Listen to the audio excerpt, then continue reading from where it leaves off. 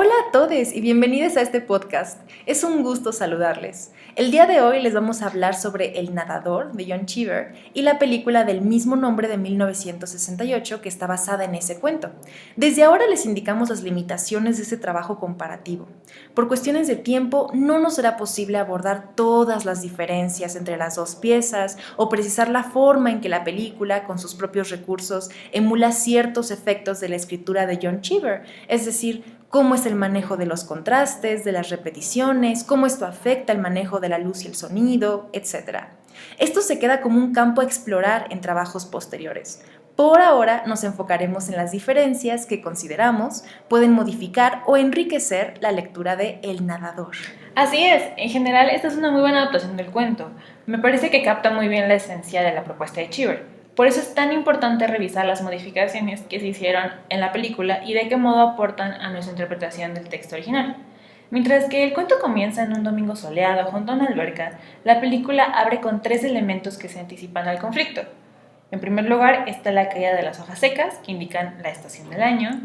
En segundo lugar, el río donde caen esas hojas, cuya fluidez y continuidad contrastan con la fragmentación y el estancamiento del supuesto río Lucinda.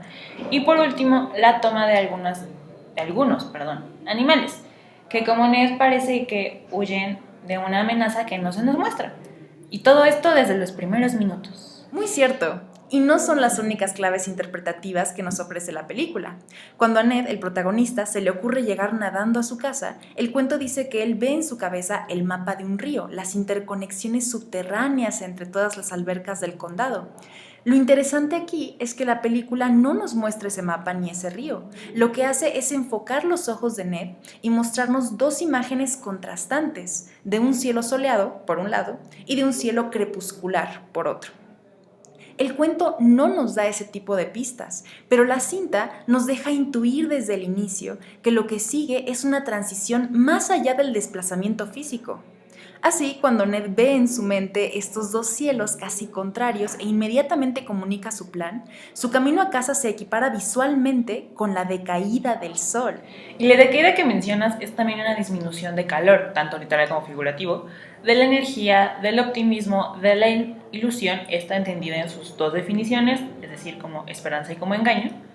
Y al igual que en el cuento, vemos a Ned cambiar su lenguaje corporal conforme el filme avanza.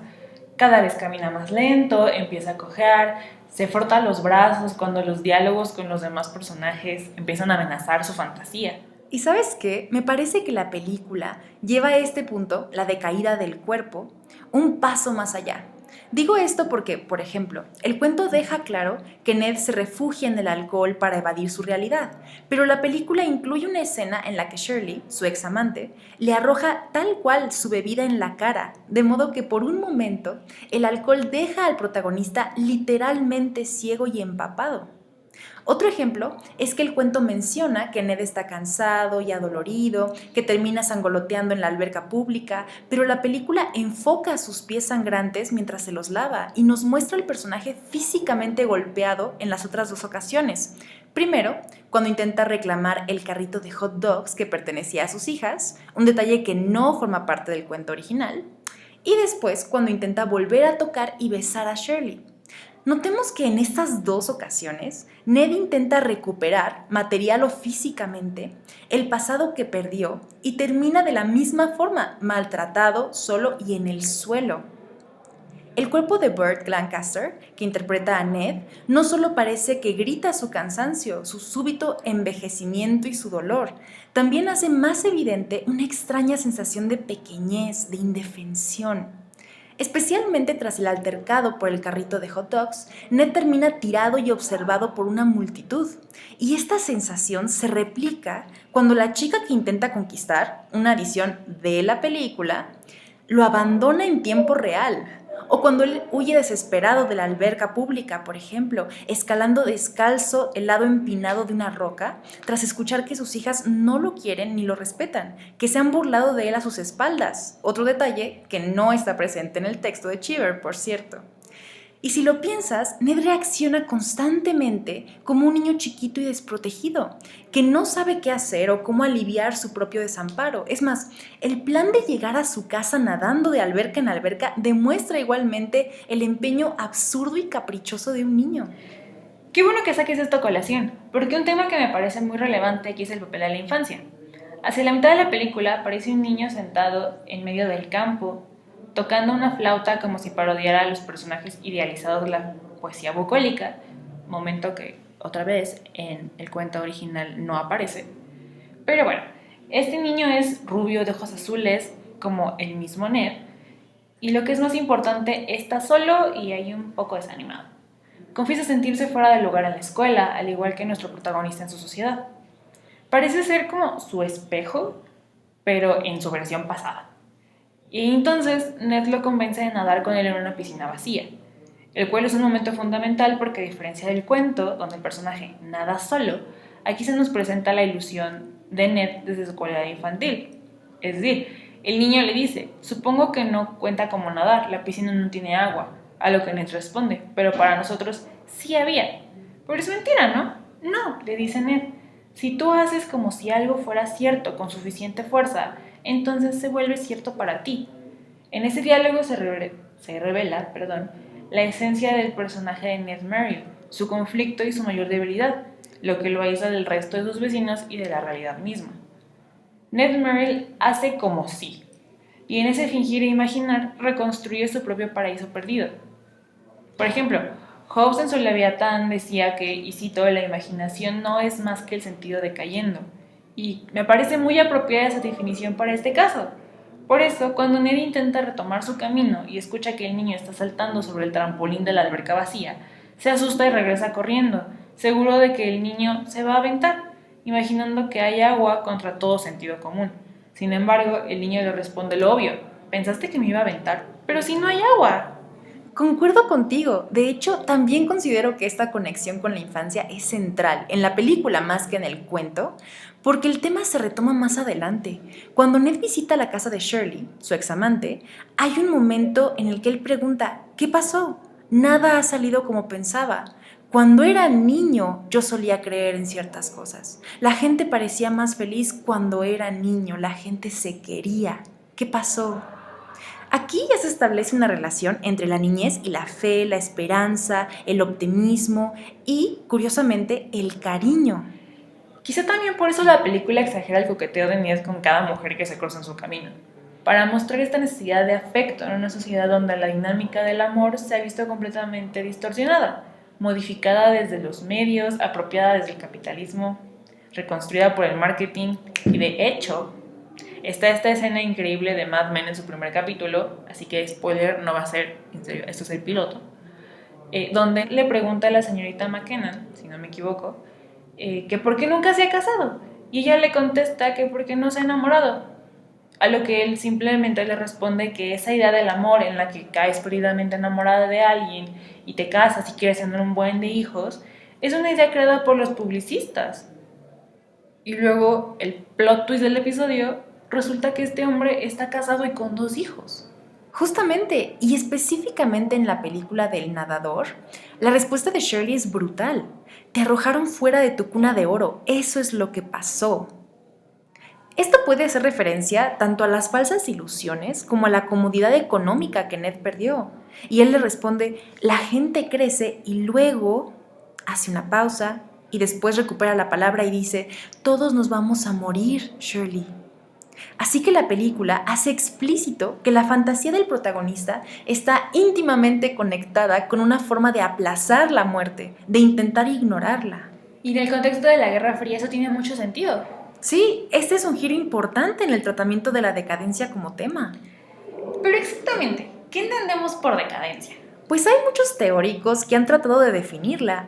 En relación con el nadador, me parece muy apropiada específicamente la de Ross Douthat, un columnista del New York Times, que dice en un artículo llamado precisamente La edad de la decadencia, que la decadencia es, y aquí lo cito, un estado de estancamiento económico, deterioro institucional y de agotamiento cultural e intelectual a pesar de la aparente prosperidad material y el desarrollo tecnológico. Por cierto, Dowd apenas escribió esto en febrero de 2020, así que la reflexión sobre el nadador tiene mucha más vigencia de la que pensamos, y sus palabras describen perfectamente el Estados Unidos de Cheever, un país que pretende que todo está bien, que acaba de ganar una guerra y ya está echando chispas con Rusia otra vez, que insiste en la vigencia del sueño americano, que alaba a sus veteranos mientras estos se suicidan o se emborrachan para no tener que afrontar la pérdida de su paz, la ruptura de sus familias. Ahí está la decadencia que denuncia Cheever. Me gusta mucho la definición que escogiste y creo que esa es la visión de la decadencia desde fuera, desde lo macro. Pero Cheever y Frank Perry, el director de la película, complementan esa denuncia con una visión de la decadencia desde adentro. Partiendo de lo que acabamos de analizar, un mundo decadente es aquel donde la visión fantástica, imaginativa de un niño no tiene lugar. Los síntomas de la decadencia son, por supuesto, este fingimiento o simulación entendida como la ritualización de los comportamientos hasta que estos pierden el sentido, y el anhelo infantil de regresar a un pasado ya inaccesible. ¡Exacto! Ahora que mencionas la importancia del pasado inaccesible, hay que aclarar que la decadencia y la noción occidental, lineal e irreversible del paso del tiempo han estado siempre íntimamente ligadas. Por eso, frente a autores como Dowd, otros teóricos se han aproximado a la decadencia más que como un estado o una estructura, como un movimiento, es decir, como una dirección, una tendencia. Entre estos personajes encontramos, por ejemplo, al filósofo francés Vladimir Yankelevich, espero que su nombre se pronuncie así, que destaca por su extraordinaria reflexión sobre la decadencia, y al crítico literario rumano Matei Calinescu, que en su libro Las 5 caras de la modernidad hace una historiografía de la decadencia y llega prácticamente a la misma conclusión que Yankelevich. La esencia de sus propuestas es esta. Si sumas la noción moderna de progreso a la del tiempo implacable, eventualmente llegarás al desgaste, luego al agotamiento, luego a la putrefacción. Por eso, ese dichoso progreso que los medios tanto se esforzaban por arrojarle a hombres como Cheever en la cara, trae consigo un declive casi visual, espacial incluso. Agrega esto a lo que hemos estado platicando y la búsqueda del hogar de Ned Merrill se transforma en una especie de catábasis, de descenso al inframundo. Qué interesante que saques ese tema, porque la catábasis tiene una amplia gama de definiciones. Puede abarcar desde el descenso del sol, del clima o de las estaciones, todo lo que retratan Cheever y Perry en sus obras respectivas, hasta el descenso a las profundidades del ser, y el nadador también puede leerse desde ahí. Claro, sobre todo por la escena final de la película, porque el cuento termina con Ned Merrill golpeando la reja cerrada de su casa, pero la película agrega, por ejemplo, el fantasma de las voces de sus hijas jugando tenis y la imagen de la naturaleza que tanta libertad parecía sugerir antes, por cierto, carcomiendo, casi tragándose o absorbiendo la casa abandonada. Y lo más importante de esta última escena es, en definitiva, la última toma. La casa por dentro, prácticamente vacía. Mary Regan, de hecho, hizo una tesis en 2015 sobre el posible significado de ciertos arquetipos en el cuento y en el 5º capítulo de su trabajo menciona que la casa en sí misma como parte de una historia suele estar íntimamente relacionada con la seguridad y la identidad. Desde este punto de vista, el nadador de Cheever y el nadador de Perry pueden interpretarse de maneras ligeramente distintas. El cuento de Cheever nos habla de una casa, una seguridad e identidad completamente inaccesible. La película de Frank Perry nos presenta una casa, además de inaccesible, vaciada. La diferencia entre las palabras vacía y vaciada es que esta última hace evidente una pérdida, un proceso de vaciamiento, un algo que estuvo y ya no está, que dejó un rastro. Vemos tan solo unas cajas y una raqueta apiladas en el centro de una habitación que atestiguan lo que se perdió, una vida y un ser y estar en el mundo. Ned Merrill no tiene familia, no tiene hogar, no tiene dinero, no tiene fantasía que lo refugie y por lo tanto ya no es nadie, ya no es nada. De ahí que termine en el suelo y en posición fetal, la posición de los recién nacidos y los necesitados de protección. Me parece que esa es una conclusión brillante para nuestro podcast, si tú me preguntas. Ahí se resume la propuesta del cuento, la aportación de Frank Perry y finalmente También lo que nos sigue apelando hasta ahora, lo que trasciende el periodo de posguerra y convierte la obra de Cheever en un clásico. A veces parecería que esa decadencia no se ha ido, solo se ha modificado. Digo, si ven cualquier serie de Estados Unidos, el país perfecto, cuna de oro, y resulta que todas sus series te marcan que todo es una vil mentira y una desgracia, y yo me pregunto por qué será. Pero bueno, eso es para otra conversación. Completamente de acuerdo. Así que los invitamos a sumergirse, ¿entendieron esa broma? En los relatos de Cheever, a ver esta película y a pensarlo también desde lo que vivimos ahora. Así que, y parodiando al póster del 68, ¿qué tanto nos sigue diciendo Ned Murray de nosotros mismos? En fin, les agradecemos mucho por habernos escuchado hoy. Claro que sí, muchas gracias por su atención y por su tiempo. Fuimos sus servidoras Siham y Katia y las veremos en la siguiente entrega del podcast. ¡Hasta pronto! Bye.